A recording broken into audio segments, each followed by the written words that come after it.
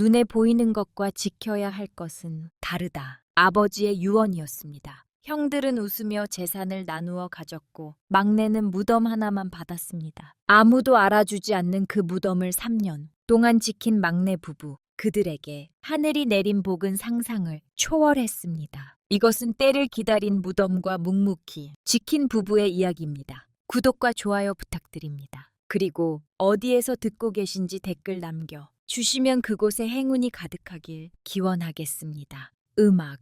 옛날 옛적 조선 중기 정권이 막 바뀌려는 어느 가을밤이었습니다. 한 양반 가문의 집안 어른이 병상에 누워 있었지요. 병든 아버지는 세 아들과 그들의 부인을 모두 불러 모았습니다. 촛불이 흔들리는 방안 아들들은 숨을 죽이고 아버지를 바라보았습니다. 며느리들은 방문 밖에서 고개를 숙인 채 기다렸지요. 아버지는 힘겹게 입을 열었습니다. 내 살 날이 얼마 남지 않았다. 방안이 조용해졌습니다. 아들들의 얼굴에 긴장이 감돌았지요. 그러니 오늘 너희에게 내 재산을 나누어 주고자 한다. 첫째와 둘째는 서로를 힐끗 쳐다보았습니다. 막내 아들만이 고요히 아버지를 바라보고 있었지요.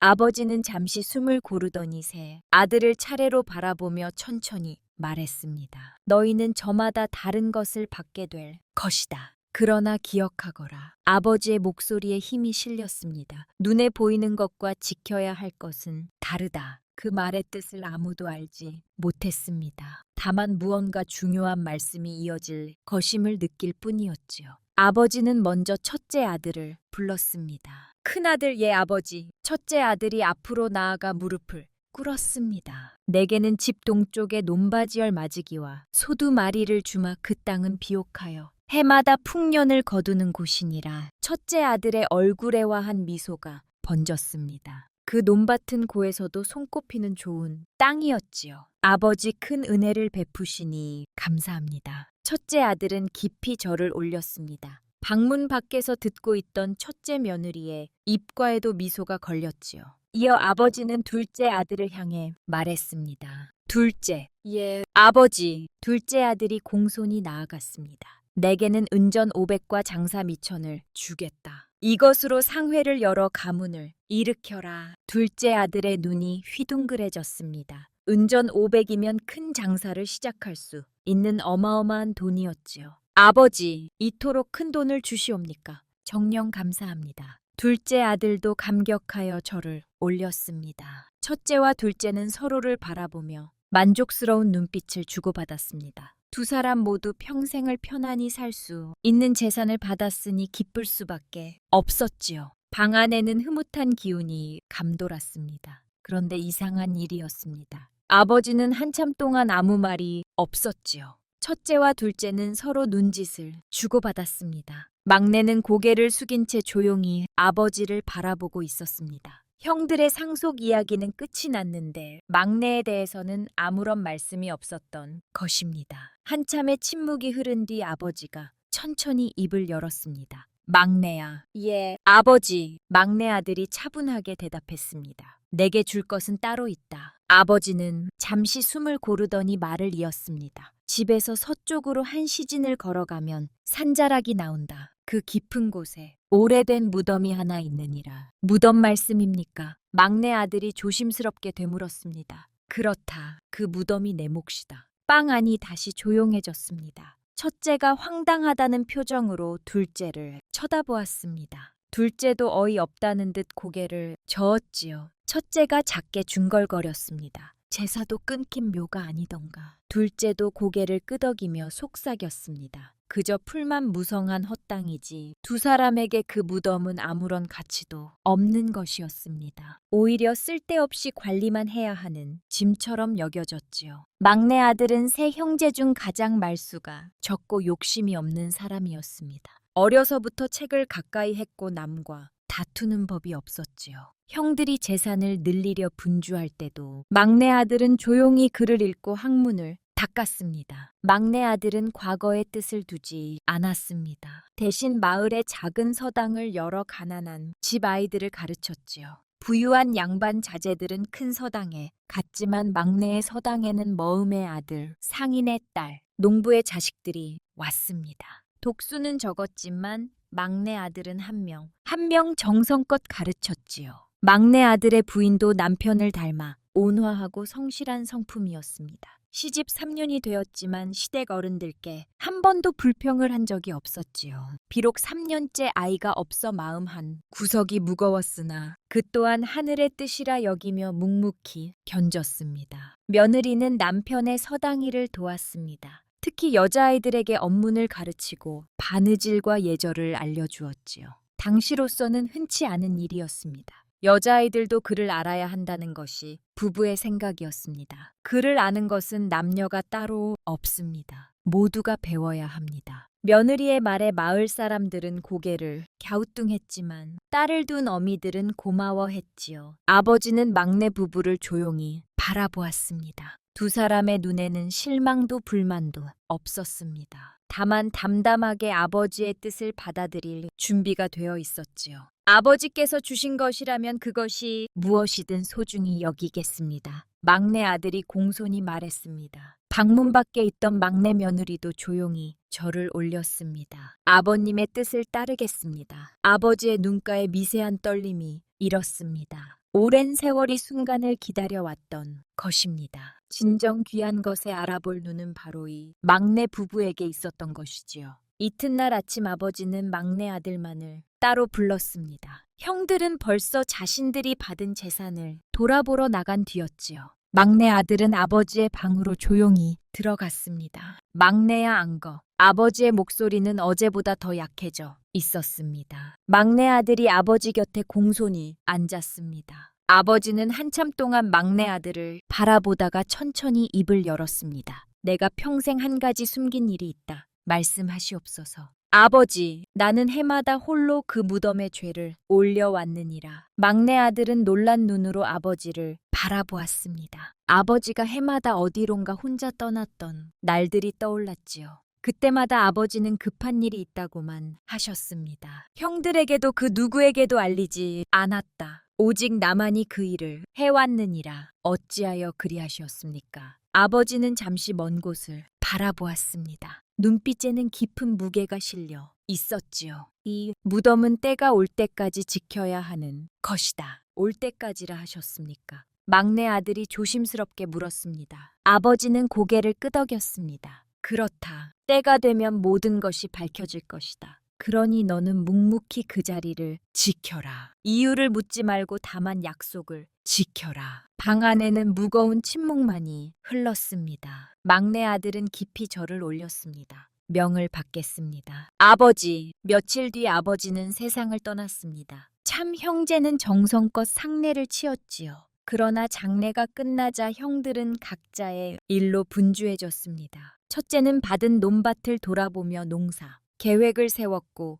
둘째는 은전을 들고 한양으로 올라가 장사 미천을 마련했지요. 막내 아들은 서당을 계속 이어갔습니다. 아침에는 남자아이들에게 천자문을 가르치고 오후에는 며느리가 여자아이들에게 업문을 가르쳤습니다. 저녁이 되면 부부는 작은 텃밭을 일구었지요. 그러면서도 막내 아들은 서쪽 산자락을 잊지 않았습니다. 어느 날 해질 무렵 막내 아들은 혼자 산을 향해 걸었습니다. 한 시즌을 걸어 도착한 곳은 깊은 산속이었지요. 나무들이 빼곡히 들어선 그곳에서 막내 아들은 한참을 헤맸습니다. 그러다 문득 풀숲 사이로 낮은 봉분이 보였지요. 이곳이로구나. 막내 아들은 무덤 앞에 섰습니다. 봉분은 풀에 덮여 있었고 비석은 이기로 뒤덮여 글씨조차 희미했습니다. 그러나 이상하게도 무덤 자리만큼은 정갈했지요. 아버지께서 손수 돌보셨구나. 막내 아들은 무릎을 꿇고 무덤 앞에 풀을 뽑기 시작했습니다. 그때 뒤에서 조용한 발소리가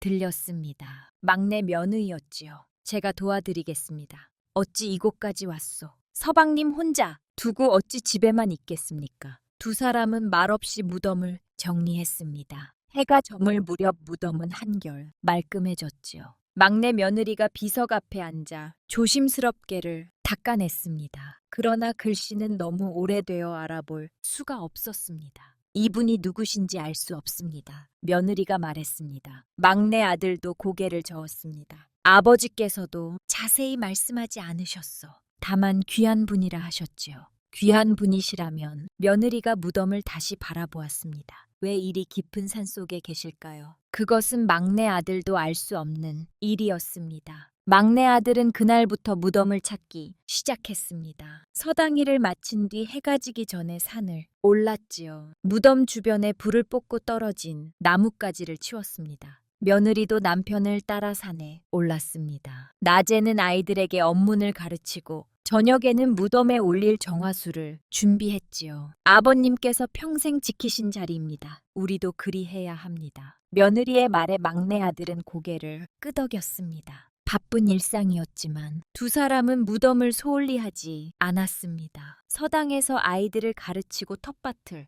돌보고 그 틈에 무덤까지 챙겼지요. 어느 날 마을 사람 하나가 산에서 내려오는 막내 부부를 보았습니다. 저게 무슨 일인가? 저 깊은 산에 무덤이라도 있나? 소문은 금세 퍼졌습니다. 첫째와 둘째도 그 이야기를 들었지요. 첫째 며느리가 비웃듯 말했습니다. 시동생 내외가 허시를 하고 있다지 않습니까? 주인도 모르는 무덤을 돌본다니. 둘째 며느리도 맞장구를 쳤습니다. 그것도 저리 깊은 산속에 말입니다. 차라리 그 힘으로 서당을 크게 지을 일이지. 하지만 막내 부부는 아랑곳하지 않았습니다. 어느 가을날 막내 며느리가 무덤 앞에 앉아 비석을 들여다보았습니다. 햇빛이 비석에 비스듬히 비치자 희미하게 글자의 흔적이 보였지요. 그러나 여전히 알아볼 수는 없었습니다. 이분은 분명 귀한 분이십니다. 며느리가 조용히 말했습니다. 어찌 그리 생각하시오? 막내 아들이 물었습니다. 며느리는 무덤 자리를 가리켰습니다. 이 자리를 보십시오. 산의 기운이 모이는 곳입니다. 이런 명당에 묻히신 분이 보통 분이실 리 없습니다. 막내 아들도 고개를 끄덕였습니다. 그렇소. 아버지께서도 그 말씀을 하셨소. 귀한 분이라고. 며느리가 무덤을 향해 깊이 절을 올렸습니다. 숨긴 것이지 잊힌 것은 아닙니다. 때가 오면 드러날 것입니다. 그녀의 말에는 묘한 확신이 담겨 있었습니다. 한편 첫째와 둘째는 받은 재산으로 살림을 일으키느라 분주했습니다. 첫째는 논밭에서 거둔 곡식으로 재산을 불렸습니다. 소를 한 마리 더 사들였고 마을 사람들을 고용해 농사를 지었지요. 올해도 풍년이구나. 이대로라면 몇 년 안에 땅을 더 살 수 있겠어. 첫째는 흡족한 표정으로 곳간을 바라보았습니다. 그의 집에는 곡식이 쌓이고 부인은 비단 옷을 입었습니다. 둘째는 한양에서 장사를 시작했습니다. 비단과 곡물을 사고 팔며 돈을 벌었지요. 은전이 불어나자 더 큰 상회를 차릴 계획을 세웠습니다. 아버지께서 물려주신 미천이 이리 쓸모가 있을 줄이야. 두 형제는 만날 때마다 서로의 성공을 자랑했습니다. 그에 비해 막내 아들의 살림은 여전히 넉넉지 않았습니다. 서당에 오는 아이들은 대부분 가난한 집 자식들이었지요. 속수로 받는 것이라고는 쌀 한 배 나물, 한 광주리가 전부였습니다. 그러나 막내 부부는 불평하지 않았습니다. 낮에는 아이들을 가르치고 저녁에는 텃밭을 돌보았습니다. 그 틈에 무덤까지 챙기느라 하루하루가 바빴지요. 그러던 어느 날 첫째와 둘째가 함께 술을 마시다가 막내 이야기가 나왔습니다. 막내는 요즘 뭘 하고 지낸다더냐? 첫째가 물었습니다. 거지 자식들이나 가르치며 근근히 산다지 않나? 둘째가 코웃음을 쳤습니다. 그것도 모자라 산속 무덤이나 돌보고 다닌다더군. 참으로 한심한 일이야. 첫째 며느리가 끼어들었습니다. 그나저나 시동생 댁은 아직도 아이가 없지 않습니까? 둘째 며느리도 가세했습니다. 벌써 3년이 넘었는데 말입니다. 재산도 없는데 대를 이을 자식도 없으니 참으로 기구한 팔자입니다. 형들과 형수들은 막내 부부를 불쌍히 여기는 척했지만 속으로는 우쭐했습니다. 자신들은 재산도 있고 자식도 있는데 막내는 아무것도 없다고 생각했지요. 그러나 그들은 알지 못했습니다. 막내 부부가 매일 가르치는 아이들이 그들을 은인이라 부른다는 것을, 마을 사람들이 그들의 성실함을 높이 산다는 것을 말입니다. 진정 귀한 것은 눈에 보이지 않는다는 것을 그들은 끝내 알지 못했습니다. 세월이 흘러 아버지가 돌아가신 지 1년이 되었습니다. 막내 아들은 아버지가 죄를 올리던 바로 그날을 기억하고 있었습니다. 그날이 되자 막내 아들은 며느리와 함께 제물을 준비했지요. 아버지께서 어떻게 죄를 올리셨는지 정확히는 모르겠소만 정성을 다하면 될 것이요. 막내 며느리는 제사상을 정성껏 차렸습니다. 햇살로 지은 밥, 정갈롭게 씻은 과일, 그리고 정화수 한 그릇을 준비했지요. 비록 넉넉지 않은 살림이었지만 있는 것 중 가장 좋은 것으로 차렸습니다. 그날은 마침 서당에 아이들이 오는 날이기도 했습니다. 막내 아들은 아침 일찍 아이들을 모아 놓고 말했습니다. 오늘은 중요한 일이 있어 일찍 마치겠다. 너희는 집에 가서 복습을 하거라. 아이들은 고개를 끄덕이고 돌아갔습니다. 평소와 달리 선생님의 얼굴이 진지했기 때문이지요. 해가 지기 전 막내 부부는 재물을 이곳 산으로 올라갔습니다. 무덤 앞에 도착하자 막내 아들은 조심스럽게 재물을 차렸습니다. 며느리는 그 옆에서 정화수를 올렸지요. 이 무덤에 계신 분께서 누구신지 저희는 알지 못합니다. 막내 아들이 무릎을 꿇고 말했습니다. 하오나 저희 아버지께서 평생 지키신 자리입니다. 이제 그 뜻을 받들어 저희가 이 자리를 지키고자 합니다. 며느리도 깊이 절을 올렸습니다. 부디 저희의 정성을 받아주소서. 사람은 정성껏을 올렸습니다. 바람이 불어와 나무십을 흔들었지요. 마치 무덤의 주인이 답하는 것 같았습니다. 제를 마치고 돌아오는 길 며느리가 조용히 말했습니다. 이상한 일입니다. 무엇이 말이요? 제를 올리고 나니 마음이 편안해집니다. 마치 무언가 옳은 일을 한 것 같습니다. 막내 아들도 고개를 끄덕였습니다. 나도 같은 느낌이요. 비록 이유는 모르지만 이것이 우리가 해야 할 일인 것 같소. 그날 이후 막내 부부는 해마다 날 같은 방식으로 제를 올렸습니다. 서당길이 아무리 바빠도 날씨가 아무리 굳져도 거르지 않았지요. 비가 오나 눈이 오나 산을 올랐습니다. 이유를 몰라도 약속이기 때문이었습니다. 막내 아들이 무덤을 돌본 지 3년째 되던 조정에 큰 변화가 일어났습니다. 오랫동안 권력을 쥐고 있던 대신들이 물러나고 새로운 세력이 조정을 장악한 것이지요. 왕께서도 새로운 정치를 펼치겠다는 뜻을 밝히셨습니다. 마을에도 그 소식이 전해졌습니다. 조정이 바뀌었다지. 그렇다네. 이번에는 크게 달라질 것 같다네. 사람들은 새로운 시대가 올 것이라 기대했습니다. 변화는 서서히 나타났습니다. 이전 정권에서 금기시되던 일들이 조심스럽게 거론되기 시작했지요. 억울하게 죽은 이들의 이름이 다시 불리고 잊혔던 공이 기억되기 시작했습니다. 한양에 올라갔던 둘째 아들이 마을로 돌아와 이야기를 전했습니다. 요즘 조정에서는 옛 기록을 다시 살핀다더군. 잘못 기록된 것을 바로 잡겠다고 하시네. 어떤 기록을 말인가? 첫째가 물었습니다. 왕실과 관련된 일들이라더군. 특히 선왕 때 일어난 일들을 자세히 조사한다고 하네. 막내 아들은 그 이야기를 듣고 문득 아버지의 말씀이 떠올랐습니다. 때가 올 때까지 지켜야 한다. 혹시 그때가 온 것일까? 막내 아들은 혼자 중얼거렸습니다. 며느리도 남편의 말을 듣고 같은 생각을 했습니다. 두 사람은 서로를 바라보았지요. 그날 밤 서당일을 마친 뒤 막내 부부는 다시 무덤을 찾았습니다. 달빛자 무덤은 고요했습니다. 두 사람은 무덤 앞에 앉아 조용히 기도했지요. 내가 왔다면 부디 자리가 드러나게 해주소서. 바람이 불어와 나무를 흔들었습니다. 무언가 큰 일이 일어날 것 같은 예감이 들었지요. 그리고 그 예감은 틀리지 않았습니다. 그 무렵 한양 대궐 안에서는 조용한 움직임이 있었습니다. 왕께서는 새로운 정치를 시작하며 가장 먼저 기록을 정리하라 명하셨습니다. 특히 선왕 때 일어난 일들을 자세히 살피라고 하셨지요. 승지들이 오래된 문서를 뒤지기 시작했습니다. 그러던 중 한 늙은 내이 조심스럽게 입을 열었습니다. 전하 신이 아래 없기 황송하오나 한 가지 여쭙고 싶은 것이 있사옵니다. 말해보거라. 선선왕 때 목숨을 바쳐 전화를 구한 충신이 계셨다는 이야기를 들은 적이 있사옵니다. 왕의 눈빛이 변했습니다. 그 이야기를 어디서 들었느냐? 신의 스승께서 돌아가시기 전하신 말씀이 옵니다. 그분의 공이 컸으나 정치적 이유로 기록에서 지워졌다 하셨나이다. 왕은 잠시 침묵했습니다. 그리고는 승지를 불렀지요. 선선왕 시절의 기록을 모두 가져오라. 특히 영무 사건과 관련된 문서를 빠짐없이. 며칠 뒤 승지들이 먼지 쌓인 문서들을 들고 왔습니다. 왕은 밤을 새워 그 기록들을 살폈습니다. 그러다 한 대목에서 멈추었지요. 영모를 미리 알려 선왕의 목숨을 구한 자 있으나 그 이름을 기록할 수 없음. 왕이 물었습니다. 왜 이름을 기록하지 못했느냐? 한 늙은 대신이 조심스럽게 대답했습니다. 그 당시 영모에 연로된 자들의 세력이 막강했사옵니다. 그 충신의 이름을 드러내면 그와 연이 다음 가문까지 화를 입을 것이 분명했지요.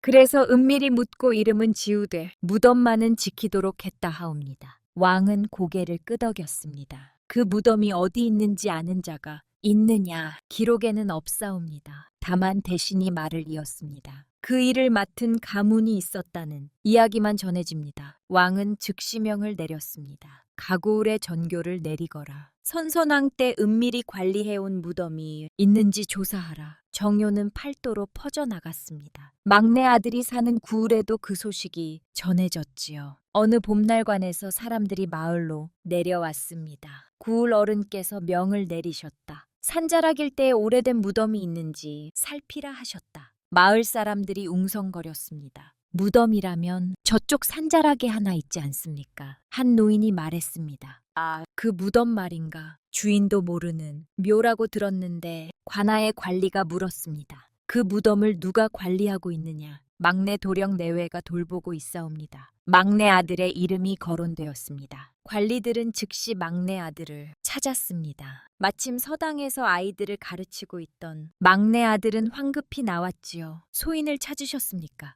내가 서쪽 산자락의 무덤을 돌보고 있다지. 그러하옵니다. 관리가 다그쳐 물었습니다. 그 무덤이 언제부터 있었으며 누구의 묘인지 아느냐? 막내 아들은 정직하게 대답했습니다. 소인의 아버지께서 평생 그 무덤을 지키셨습니다. 돌아가시며 그 일을 소인에게 맡기셨지요. 그러나 무덤의 주인이 누구신지는 알지 못합니다. 내 아버지는 어찌하여 그 일을 했느냐? 때가 올 때까지 지켜야 한다 하셨습니다. 관리들이 서로를 바라보았습니다. 때가 올 때까지라 그들은 막내 아들에게 무덤으로 안내하라 명했습니다. 막내 아들은 관리들을 이끌고 산으로 올라갔습니다. 한 시진을 걸어 무덤에 도착했습니다. 관리들은 무덤을 둘러보았습니다. 과연 명단 기록은? 한 관리가 비석을 살펴보았습니다. 글씨는 희미했지만 자세히 보니 역글자가 보였지요. 이것은 왕실에 보고해야 할 일이다. 관리들은 서둘러 한양으로 장계를 올렸습니다. 막내 아들은 집으로 돌아와 며느리에게 말했습니다. 아버지께서 말씀하신 때가 온 것 같소. 며느리도 떨리는 목소리로 답했습니다. 3년을 기다렸습니다. 이제 모든 것이 밝혀질 것입니다.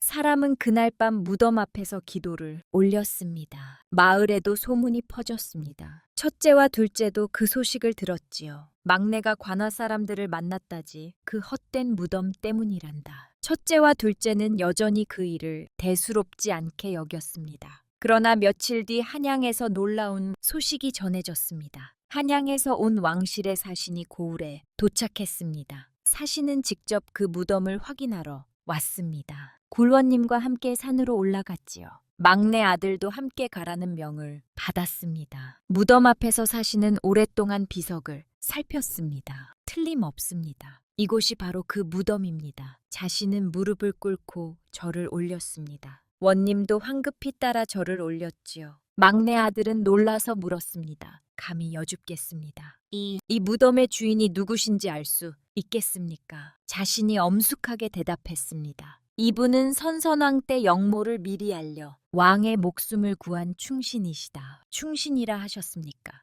그렇다. 당시 간신들이 왕을 해하려 했으나 이분이 목숨을 걸고 그 사실을 알렸다. 덕분에 왕께서는 무사하셨으나 자신이 한숨을 쉬었습니다. 영모에 연로된 자들의 세력이 너무 컸다. 그들은 조정의 높은 자리에 있었고 그 뿌리가 깊었지. 이분의 이름을 드러내면 이분과 연이 닿은 모든 이가 죽임을 당할 터였다. 막내 아들이 숨을 죽이고 들었습니다. 그래서 선왕께서는 눈물을 머금고 결정하셨다. 이분의 이름을 기록해서 지우되 무덤만은 은밀히 지키도록 하셨지. 그것이 너의 가문에 맡겨진 것이다. 막내 아들은 그제야 모든 것을 깨달았습니다. 아버지가 왜 평생 홀로 그 일을 해 왔는지, 왜 형들에게조차 알리지 않았는지, 왜 이때가 올 때까지라고 하셨는지를 말입니다. 자신이 막내 아들을 바라보며 물었습니다. 내 아버지는 언제 돌아가셨느냐? 3년 전입니다. 그렇다면 너는 3년 동안 이 무덤을 지켜왔구나. 그러하옵니다. 아버지의 명을 받들었을 뿐입니다. 자신은 고개를 끄덕였습니다. 과연 충의의 집안이로다. 자신은 막내 아들에게 더 자세한 이야기를 들려주었습니다. 선선왕 시절 조정에는 간신배들이 득세하고 있었다.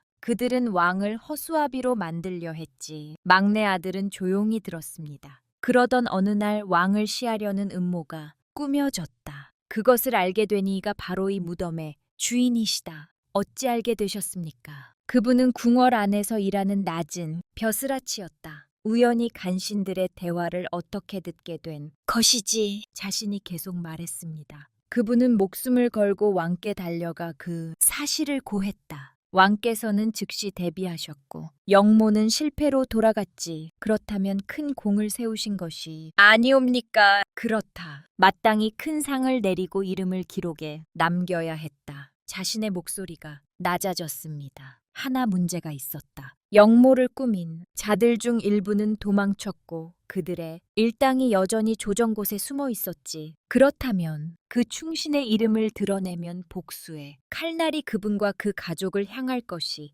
분명했다. 아니에 그분을 알고 있는 모든 이가 위험에 절였지. 막내 아들은 숨이 막히는 것 같았습니다. 그래서 선왕께서는 가슴 아픈 결정을 내리셨다. 그분의 공을 인정하되 이름은 숨기고 무덤만은 제대로 모시도록 하셨지. 그것이 저희 가문에 맡겨진 것이옵니까? 그렇다. 내 조상께서 선왕을 모시던 충신이셨다. 선왕께서는 믿을 수 있는 이에게 그 일을 맡기셨고 그것이 대대로 내려온 것이다. 자신이 무덤을 바라보며 말했습니다. 이제 세상이 바뀌었다. 영모의 잔당들은 모두 사라졌고 새로운 시대가 왔지. 이제는 이분의 이름을 드러내도 안전하다. 막내 아들의 눈에 눈물이 맺혔습니다. 그러하옵니까? 그렇다. 이제 때가 온 것이다. 너희 아버지께서 말씀하신 바로 그때가 며칠 뒤 왕실에서 정식 조사단이 내려왔습니다. 구로님은 마을 사람들을 모두 불러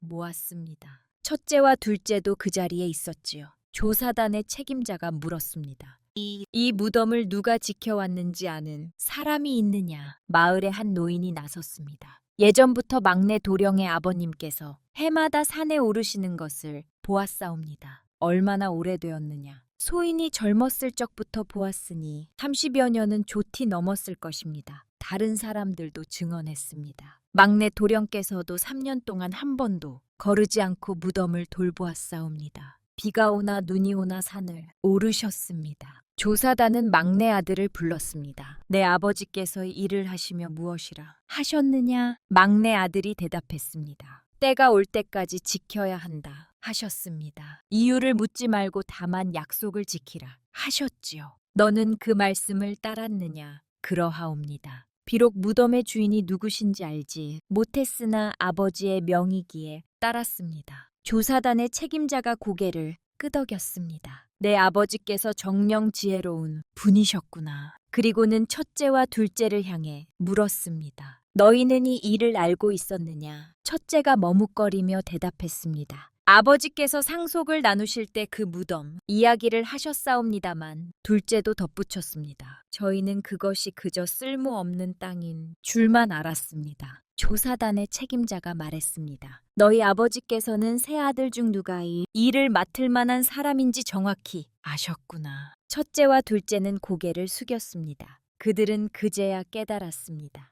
아버지께서 막내에게 준 것이 진정 무엇이었는지를 말입니다. 조사단은 며느리도 불렀습니다. 내가 막내의 부인이냐? 그러하옵니다. 너도 이 일을 함께 했다지. 며느리가 조용히 대답했습니다. 남편을 따라 무덤을 돌보았을 뿐입니다. 마땅히 해야 할 일이 없기 했습니다. 아이를 가르치느라 바쁠 텐데 어찌 그 일까지 했느냐. 바쁘다고 해서 맡은 일을 소홀히 할 수는 없었습니다. 조사단의 책임자는 감탄했습니다. 과연 귀한 것을 아는 부부로다. 그날 조사단은 한양으로 돌아가 왕께 모든 것을 보고했습니다. 왕은 그 보고를 듣고 크게 기뻐하셨지요. 충신의 무덤을 3대에 걸쳐 지켜온 가문이라 참으로 기특하도다. 왕실 조사단이 마지막으로 막내 부부를 따로 불렀습니다. 너희에게 묻겠다. 이 일을 하며 무엇을 바랐느냐? 막내 아들이 고개를 저었습니다. 아무것도 바라지 않았습니다. 그럼 왜 이 일을 했느냐? 아버지의 명의였기 때문입니다. 그것으로 충분했습니다. 조사단의 책임자가 며느리를 향해 물었습니다. 부인도 같은 마음이었느냐? 며느리가 조용히 대답했습니다. 그저 맡겨진 자리였을 뿐입니다. 남편이 해야 할 일이라면 제가 함께하는 것이 당연했습니다. 힘들지 않았느냐? 서당일도 바쁠 때인데 며느리가 잠시 생각하다가 말했습니다. 처음에는 그 이유를 몰라 막연했습니다. 하나 무덤을 돌볼 때마다 마음이 편안해졌습니다. 편안했다니, 예, 마치 옳은 일을 하고 있다는 느낌이었습니다. 비록 누구신지 몰라도 귀한 분을 모시고 있다는 것을 마음으로 알 수 있었습니다. 조사단의 책임자는 감탄했습니다. 과연 하늘이 너희를 택한 것이로다. 그리고는 막내 아들에게 물었습니다. 이제 무덤의 주인이 밝혀졌다. 어떤 마음이 드느냐? 막내 아들의 눈에 눈물이 맺혔습니다. 아버지께서 왜 그리 조심스러워 하셨는지 이제야 알겠습니다. 평생을 홀로 그 무게를 지고 사셨구나 생각하니 막내 아들은 더 이상 말을 잇지 못했습니다. 며느리도 눈물을 닦았습니다. 조사단의 책임자가 말했습니다. 너희 아버지께서는 충신의 무덤을 지키셨고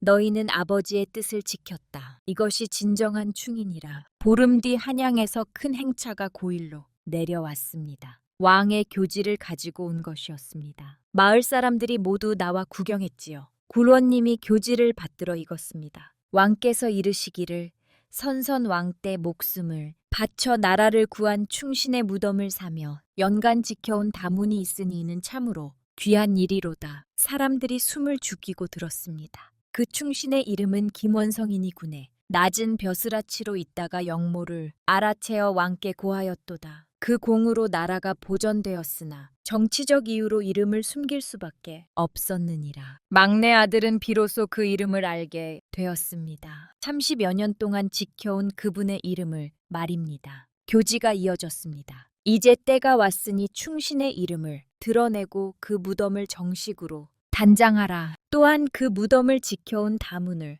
표창하노라. 자신이 막내 아들 앞으로 다가왔습니다. 그대 앞으로 나오라. 막내 아들이 떨리는 발걸음으로 앞으로 나갔습니다. 왕께서 그대에게 관직을 내리신다. 오늘부터 그대는 정구품 참봉의 벼을 받느니라. 막내 아들이 황급히 절을 올렸습니다. 황송하옵니다. 또한 그대 가문을 중에 가문으로 기록에 남기노라. 대대로 그 이름이 전해질 것이다. 마을 사람들이 웅성거렸습니다. 가난한 서당훈이었던 막내의 서방이 관직을 받다니 모두가 놀라워했지요. 자신이 다시 말했습니다. 무덤은 왕실에서 정식으로 단장할 것이다. 비석을 새로 세우고 제사도 왕실에서 지낼 것이니라. 그리고는 막내 며느리를 향해 말했습니다. 부인께서도 남편을 도와충이를 지키셨으니 또한 기특하도다. 왕께서 특별히 하사품을 내리신다. 며느리에게는 비단과 은자가 전해졌습니다. 자신은 마을 사람들을 향해 말했습니다. 이 부부는 가난해도 의를 저버리지 않았고 바빠도 맡은 일을 소홀히 하지 않았으니 참으로 귀히 되는 이들이로다. 첫째와 둘째는 그 광경을 멀리서 지켜보았습니다. 그들의 얼굴은 창백했습니다. 자신들은 재산을 받아 잘 살았지만 아무런 명예도 이름도 남기지 못했기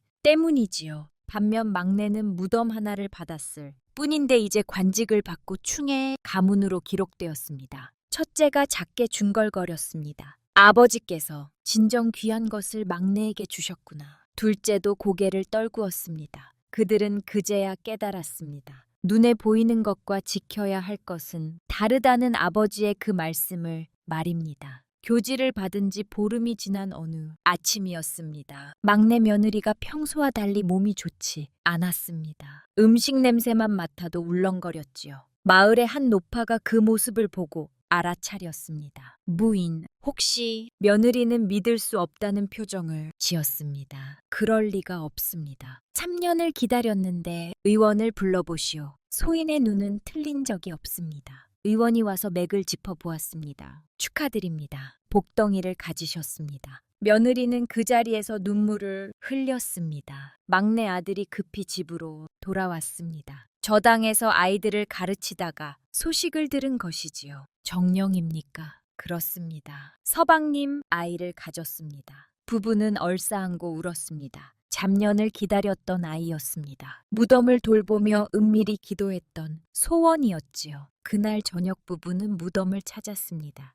김원성 어른 감사합니다. 저희에게 복을 주셨습니다. 막내 아들이 무덤 앞에서 저를 올렸습니다. 며느리도 눈물을 흘리며 절했습니다. 은혜를 잊지 않겠습니다. 이상한 일은 그것뿐만이 아니었습니다. 다음 날 막내 아들이 가르쳤던 제자 중 한 명이 찾아왔습니다. 이미 장성하여 한양에서 벼을하고 있는 제자였지요. 군장님 오랜만에 뵙습니다. 내가 어찌 이곳까지 왔느냐. 훈장님께서 교지를 받으셨다는 소문을 듣고 왔습니다. 제가 훈장님께 배운 것을 생각하면 당연한 일이라 여겨집니다. 제자는 큰 보따리를 내밀었습니다. 얼마 안 되지만 받아주십시오. 군장님 덕분에 제가 오늘이 있습니다. 막내 아들이 사양했지만 제자는 완강했습니다. 군장님께서는 가난한 저를 거두어 그를 가르쳐 주셨습니다. 이제 제가 보답할 때입니다. 그 소문이 퍼지자 다른 제자들도 찾아왔습니다. 막내 며느리가 가르쳤던 여자아이 하나는 좋은 집안으로 시집을 갔는데 그 집안에서 답례 예품을 보내왔지요.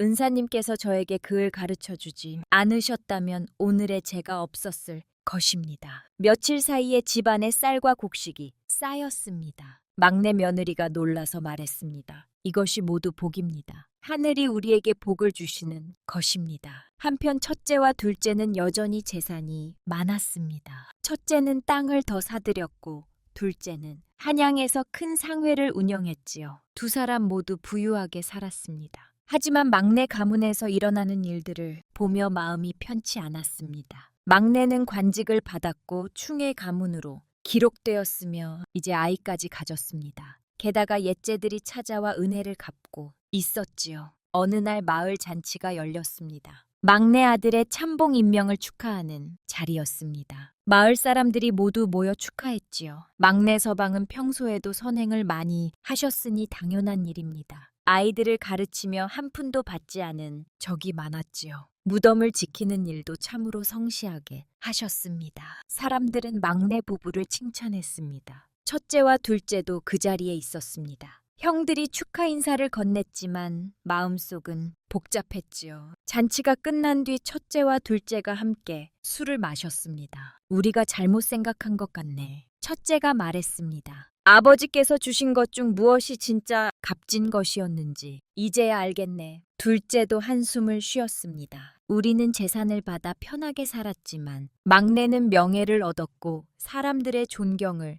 받고 있지 않은가. 첫째가 쓸쓸히 웃었습니다. 우리가 죽으면 사람들이 우리를 기억할까. 막내는 충의 가문으로 기록되어 대대로 이름이 전해질 텐데 둘째도 고개를 끄덕였습니다. 재산은 다 쓰면 끝이지만 명예는 영원히 남는 법이네. 두 사람은 부러움과 후회가 뒤섞인 마음으로 술잔을 비웠습니다. 그들에게는 재산이 있었지만 공도 없고 이름도 남기지 못했습니다. 반면 막내는 무덤 하나를 받았을 뿐인데 모든 것을 얻었지요. 며칠 뒤 형들은 막내를 찾아왔습니다. 막내야, 첫째가 조심스럽게 입을 열었습니다. 형님, 무슨 일이십니까? 우리가 잘못 생각했다. 아버지께서 너에게 주신 것이 진정 귀한 것이었구나. 둘째도 고개를 숙였습니다. 우리는 눈에 보이는 것만 보았다. 미안하다. 막내 아들이 형들을 바라보며 말했습니다. 형님들께서 잘못하신 것은 없습니다. 다만 저는 아버지의 명을 따랐을 뿐입니다. 형들은 더 이상 아무 말도 하지 못했습니다. 계절이 바뀌어 가을이 왔습니다. 무덤은 왕실의 명으로 새롭게 단장되었습니다. 비석에는 충신 김원성 지묘라는 글씨가 선명하게 새겨졌지요. 막내 아들은 벼을 바다관에서 일하게 되었습니다. 비록 낮은 벼슬이었지만 백성들을 위해 정성껏 일했습니다. 서당은 며느리가 계속 이어갔습니다. 아이를 가진 몸이었지만 여자아이들을 가르치는 일을 멈추지 않았지요. 제가 배운 것을 다른 이들에게 나누는 것이 은혜를 갚는 길입니다. 며느리의 말에 마을 사람들은 더욱 감동했습니다. 그해 가을 막내네 집에는 풍년이 들었습니다. 작은 텃밭이었지만 채소가 지천으로 열렸지요. 곡식도 예보다 2배나 많이 수확되었습니다.